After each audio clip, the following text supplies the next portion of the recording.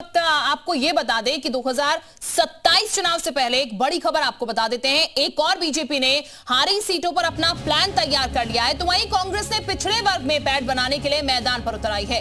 खासतौर पर सभी दलों की नजर यूपी की सबसे बड़ी आबादी यानी कि पिछड़े वर्ग के वोटर पर है। सभी अपनी अपनी रणनीति और अपने अपने प्लान से ओबीसी वोटों को लुभाने में जुटे हुए हैं। कोई बूथ स्तर पर ओबीसी वोट बैंक को जोड़ने का काम कर रहा है, तो कोई पार्टी में पिछड़े वर्ग की हिस्सेदारी बढ़ाकर पैठ बनाने की कोशिश कर रहा है। अब कांग्रेस भी पिछड़ी जातियों को गोलाबंदी में जुट गई है। कांग्रेस इसके लिए भागीदारी न्याय सम्मेलन कर रही है। कांग्रेस पिछड़े वर्ग को पार्टी से जोड़ने के लिए जिलों में सम्मेलन आयोजित कर रहेगी। इसके साथ ही भागीदारी न्याय पदयात्रा भी निकालेगी। ऐसे में सवाल यह है कि पिछड़े वर्ग को लुभाने में कौन सफल होता है। अपने खास कार्यक्रम 2027 चुनाव में इसी का जिक्र कर रहे हैं लगातार, और पिछड़ों पर दांव लेकर इसी को हम चर्चा लगातार कर रहे हैं। हमारे खास मेहमान लगातार बने हुए हैं और पार्टी जो है, हर एक पार्टी जो है इस वक्त 2027 के लिए जुटी हुई है और कोशिश यही कर रही है कि पिछड़ों को लुभाया जाए, क्योंकि वोट बैंक बहुत इंपॉर्टेंट है। विशाल भी हमारे साथ लगातार बने हुए हैं। विशाल का एक बार फिर से हम जरूर कर लेते हैं। विशाल, हर एक पार्टी की अगर बात की जाए तो राजनीति वोट बैंक की है, क्योंकि वोट आएगा तो सत्ता का ताज मिलेगा, और इसी जद्दोजहद में कह लीजिए 2027 के लिए हर एक पार्टी इस वक्त हाथ पैर मार रही है। देखिए, बिल्कुल अगर आप देखेंगे तो भागीदारी जो न्याय सम्मेलन आज किया जा रहा है उसका मकसद बिल्कुल साफ है कि जो पिछड़े हैं उनको जो है कैसे जो है लामबंद किया जाए। क्योंकि देखिए, लगातार अगर आप देखेंगे तो चाहे वो दलित वोट बैंक हो, चाहे वो पिछड़ा वोट बैंक, इस पर सभी दल पूरी तरह से फोकस कर रहे हैं। यहाँ तक कि अगर आप देखेंगे तो समाजवादी पार्टी ने तो बाकायदा पीडीए जो है उसका अभियान चलाया था, जिसका फायदा भी इसको 2024 के लोकसभा चुनाव में हुआ। तो ऐसे में बीजेपी भी इस पर फोकस करे, तो वही अब कांग्रेस भी अलग अलग सम्मेलन करेगी, चौपाल करेगी, जिलों में बाकायदा कार्यक्रम किए जाएंगे। तो ऐसे में कांग्रेस भी इसको लामबंदी करने में जुड़ गई है। ठीक विशाल, यानी कि लामबंदी की तैयारी जो है वो कांग्रेस की तरफ से भी की जा रही है। हमारे साथ खास मेहमान भी लगातार बने हुए हैं जिनसे हम लगातार इस मुद्दे को लेकर चर्चा भी कर रहे हैं। उनका भी हम एक बार रुख कर लेते हैं। विशाल के पास हम दोबारा चलेंगे। सचिन जी हमारे साथ बने हुए हैं। सचिन जी, भागीदारी न्याय सम्मेलन जो है उसके तहत पिछड़ों को साधना है तो साफ नजर आ रहा है, लेकिन इसका इंपैक्ट नजर आएगा? कांग्रेस किस तरीके से इसको लेकर जाएगी? देखिए शिल्पा जी, पूरे देश में हम लोगों ने स्पष्ट तौर पे ये कहा कि भारतीय जनता पार्टी अगर सरकार में रहेगी तो लगातार लोकतंत्र को कमजोर करेगी, संवैधानिक संस्थाओं को कमजोर करेगी।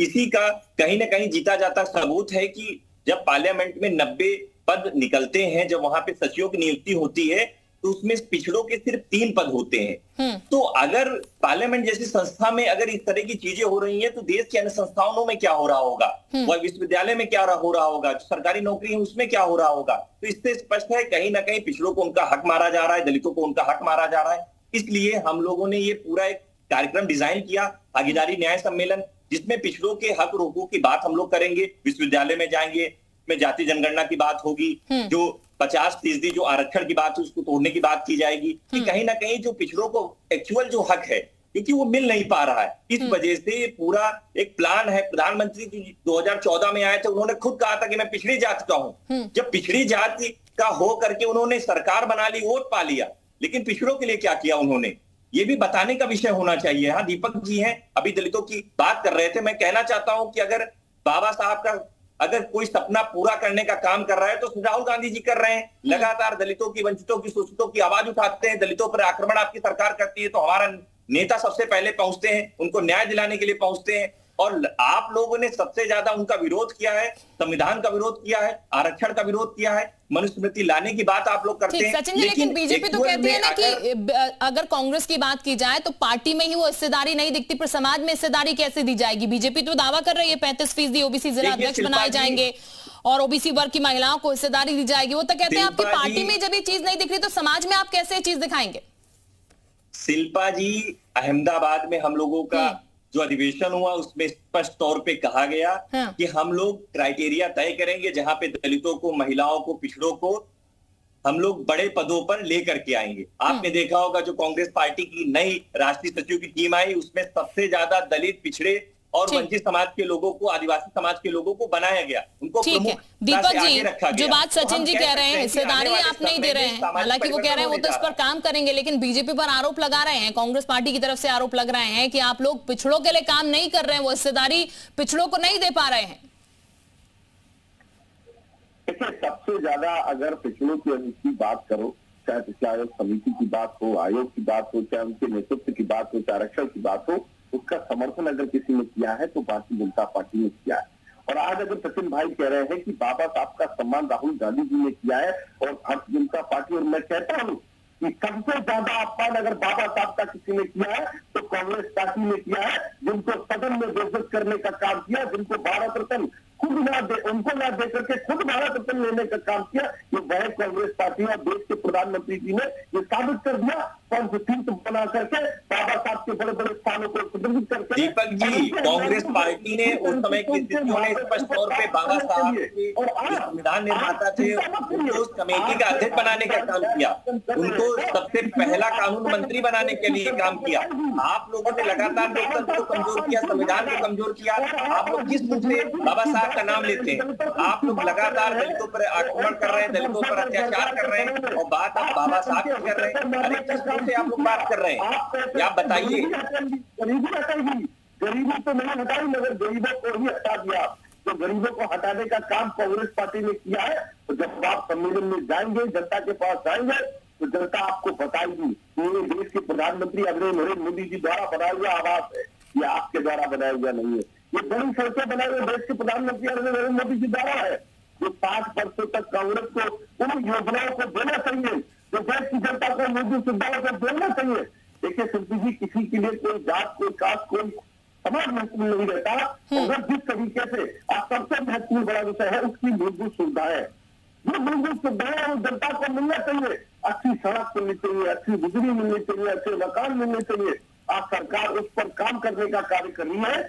ठीक, यानी कि ये काम सरकार करती हुई नजर आ रही है, जो बुनियादी सुविधाएं वो मिल रही है और पिछड़ों तक भी वो पहुंच रही है, जैसा कि दीपक जी दावा कर रहे हैं। सचिन जी, क्योंकि बीजेपी तो कह रही है हम सत्ता में हैं और हम काम कर रहे हैं, पिछड़ों को तमाम जो बुनियादी चीजें मिलनी चाहिए, जो उनका हक मिलना चाहिए, उसके लिए हम काम कर रहे हैं, लेकिन कांग्रेस का भी 2027 का प्लान जाहिर तौर पर तैयार हो रहा होगा। आप लोग पिछड़ों के लिए क्या लेकर चल रहे हैं अभी? क्योंकि मकसद यही है आपका भी कि पिछड़ों को ज्यादा से ज्यादा सुविधाएं जो है वो आपकी तरफ से दी जाए, जैसे हक की बात की जा रही है वो हक दिया जाए।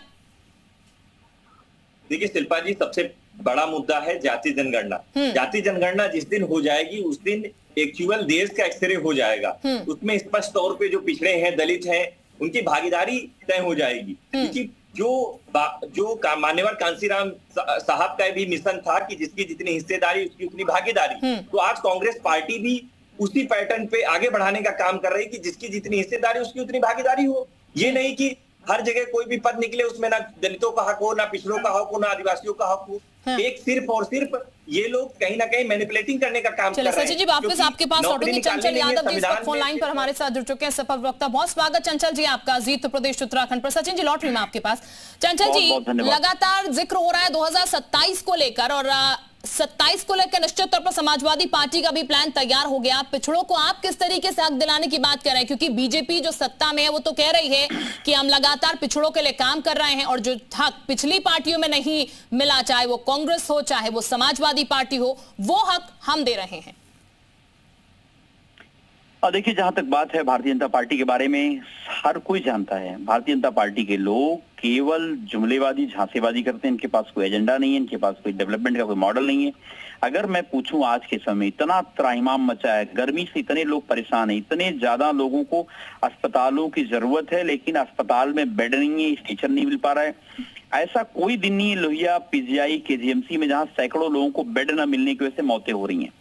ये पहली बात। दूसरी बात, जहां तक बात है ओबीसी का जो कार्ड है, बीजेपी कांग्रेस जो सम्मेलन कर रही है, स्वागत योग्य कदम है, उसमें कोई बात नहीं। हर पार्टी अपने हिसाब से अपना कार्यक्रम कर रही है, अपना कार्यक्रम चला रही है। इंडिया अलायंस को मजबूत करने का काम कांग्रेस कर रही है, स्वागत योग्य कदम है।